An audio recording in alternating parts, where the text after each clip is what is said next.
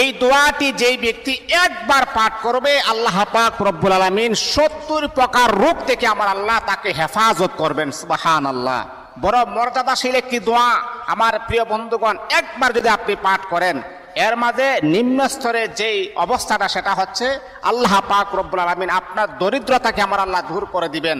আপনি অনেক অভাবের ভিতরে আছেন, মাত্র একবার আপনি পাঠ করুন, দিনের বেলা অথবা রাতের বেলা যে কোনো নামাজের পরে একবার পাঠ করুন, আল্লাহ পাক রব্বুল আলামিন 70 প্রকারের বিপদ থেকে আমার আল্লাহ কুদরতিভাবে হেফাজত করবেন।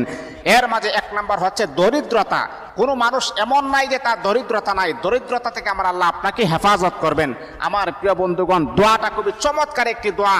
দোয়াটা হচ্ছে লা হাওলা ওয়ালা কুওয়াতা ইল্লা বিল্লাহি ওয়ালা মানজা মিনাল্লাহি ইল্লা ইলাইহি। এই দোয়াটা একবার পাঠ করবেন, আল্লাহ পাক আপনাকে 70 প্রকারের বিপদ থেকে কুদরতিভাবে আমার আল্লাহ হেফাজত করবে।